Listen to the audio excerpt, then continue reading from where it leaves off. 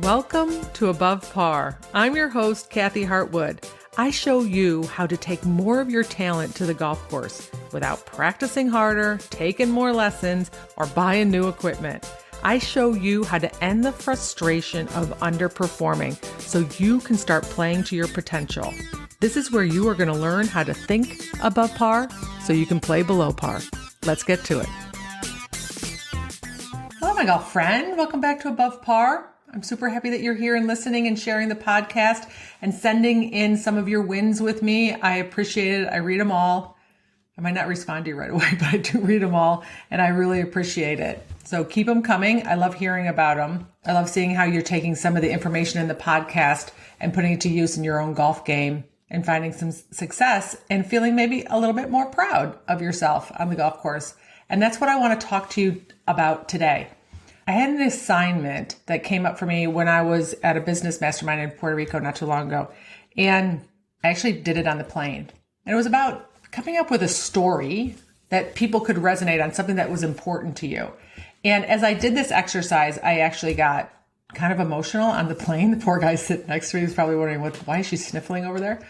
But this is the story that I want to share with you. And I want to tell you how it relates to golf and why I think this is such an important concept that I want to share with you. So when my kids were like 6, 5, and 4, I had really quit golf. I wasn't playing golf competitively at all. I hated the way it made me feel. I hated walking off of 18 and being disappointed in my performance. It just reiterated all the time that I played junior college and professional golf and really was never happy or satisfied with my golf. So I decided, I'm just going to not play or compete anymore. I'll play with some of my students when I take them out for a playing lesson, but I'll just work. I'll work really hard and I'll spend that extra time with my daughters, which I did. I justified it that way. Then I decided I needed something to focus on and something to do. So I signed up for a triathlon. Now it's just a short triathlon, one of those sprint triathlons, but to me it was an Ironman because this body is not meant for running. It does not come easily to me. I'm kind of like a Clydesdale when I run. I'm just like a little stocky. My body's very much meant for biking. That was not a problem for me. I was actually a certified spin instructor during that time. So that was going to be easy. And then swimming, I knew how to swim. I did country club swimming, right? So I had a little lane at the bottom of the pool that I stared at and did my swimming, but I really didn't think I was very efficient at it. So I signed up and it took a lot to sign up. I was afraid. I had fear. I was very motivated. I was very determined. I'd get up at 6 a.m. and drive myself to the Swimming Hall of Fame in Fort Lauderdale at the beach and took swimming lessons because I wanted to be a very efficient swimmer. I wanted to be able to breathe well. I thought I wasted a lot of energy when I swam. I did some research on how to be a more efficient, lighter runner so I didn't bang the heck out of myself running. And then biking was really about me getting a bike that had the appropriate wheels on it because I had kind of a mountain bike that I used to ride and getting myself out on the road and putting in the miles. So the first triathlon I signed up for was at Disney World. I took my daughters there. It was going to be kind of double dip. I was going to do a triathlon and I'd take them to Disney World. So the alarm goes off at 4:00 in the morning. I get up, pack up my gear, get on a bus, head to the area where you get put into your transition to go into the swimming portion of the triathlon. And I was scared. I was actually really afraid of open water swimming. I was afraid of all the people that were going to be swimming together. And when we went into the water, I tried to keep myself out to the side a bit, but there was no lane. I had been doing all of my training and it was a clear pool and there was a lane on the bottom, like a little painted lane that I could focus on to make sure I was on course. It was dark. I could see nothing other than a foot randomly coming out of the water and kicking me in the face. And I had feet and arms and legs banging me coming out of the darkness as I'm swimming.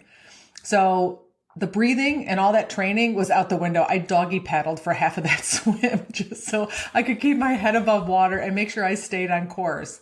So I battled through that. I went into my transition to biking, not smooth. It was my first one. Did I have the right clothing? No, I was chafed everywhere. I didn't know. I don't think Google was around for me to do all the researching when I did my first triathlon. And anyway, I made it through biking, not a problem. So I entered the third portion, which is the run. Not really my favorite part, But we came around a corner and we're going to head into the park. We're going to head into Magic Kingdom. As I go around the corner, there are my 3 daughters standing on the sidelines with little hand-painted signs, handwritten signs that said, "Proud of you, Mom. Way to go, Mom." And they're cheering for me as I came around the corner and went into the last leg. And I got really choked up seeing them up bright and early to cheer me on and how excited they were for me. And I remember running past them and going into the park and being a little bit emotional about how proud I was actually of myself for all the things that I had gone through, all the hours of training and the fear, overcoming the fear and failing over and over and over again, even within that day, and having my own back and being really proud of the goal that I had set for myself. And it wasn't about winning. I wasn't trying to win. I just wanted to go through and have the experience. And we ran through the park, all these women who were also super proud of themselves, super excited. A lot of them were the first time ever doing a triathlon, as it was mine.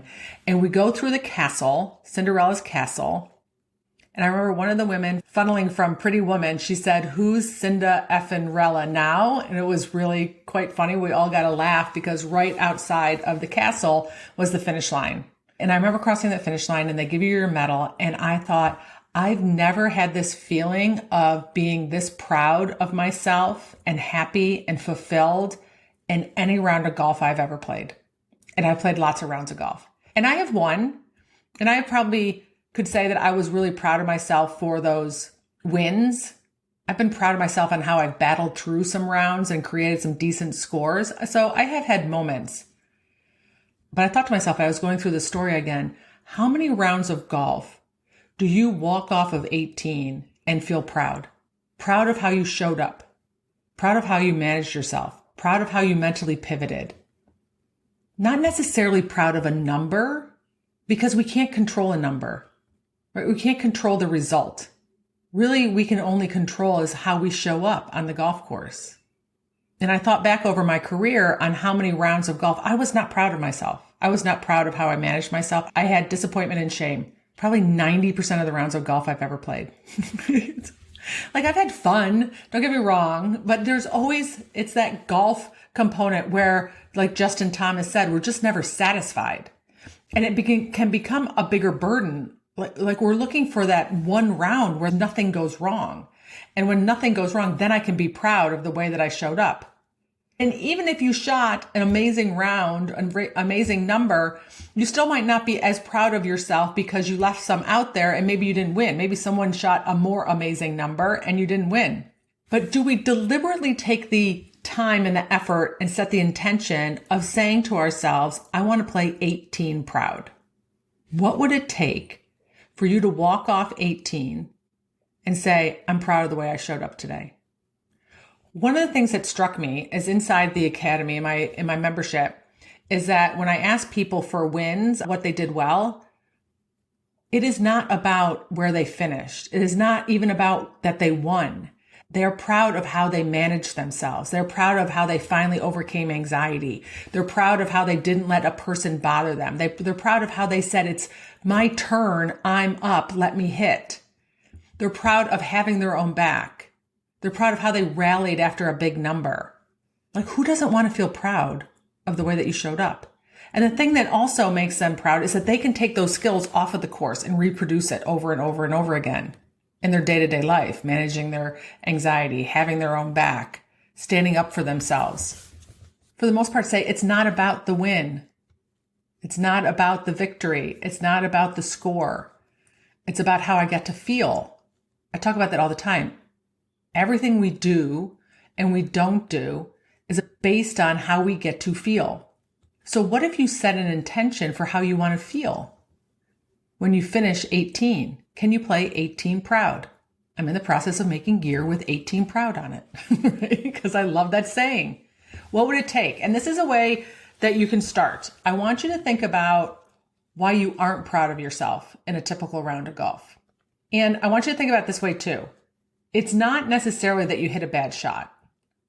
It's about why you hit a bad shot, right? So if you stood over more shots in a place where you were proud of yourself, you more than likely are going to produce better results with your golf swing. Right? Why we miss hit a shot, it's not the shot, it's because we were ticked off when we swung. Right? Accepting that I'm going to miss shots, but if I put myself in a position where at least I can make my best swings, I'm going to be pretty proud of myself. If I typically get ticked off for 5 holes and it affects my score and I'm ticked off today for 4 holes, I'm going to be pretty proud of myself, regardless of what my score is, regardless of the result. And if your brain can't get there, if your brain is all about the number, you're going about it the wrong way. If you feel like the only way for you to be proud of yourself is if you shoot a number or if you finish in a place in the field, you're going about it the wrong way because there's so many things that you cannot control. So when you finish a round of golf, maybe a round of golf that you didn't like, what were you not proud of yourself for doing, being during that round? And what would need to happen for your next round for you to walk off 18 and say, you know what? That was 18 proud holes. I'm proud of myself. What would you have to do? And set the intention of going out and doing that. Because if you do that, I promise you your results will get better. I promise you your experience will get better. I promise you will feel better because who doesn't want to feel proud of themselves? And as you listen to this podcast, I want you to pay attention to all your resistance to this whole story, right? Because if you're like, I can't be proud of myself, or I'm giving myself a pass, or that means that I'm not trying, I want you to listen. All the resistance your brain is giving you by what I said in this podcast, all right? And if you need any help with this, if you want to figure out how to play 18 proud, make sure you reach out to me. I will help you. Join my membership. I can help you one-on-one. You can take my online program. I have multiple ways of learning how to do this work. All right, my friend, have a beautiful week. Play 18 proud. I'll talk to you next Wednesday. Bye.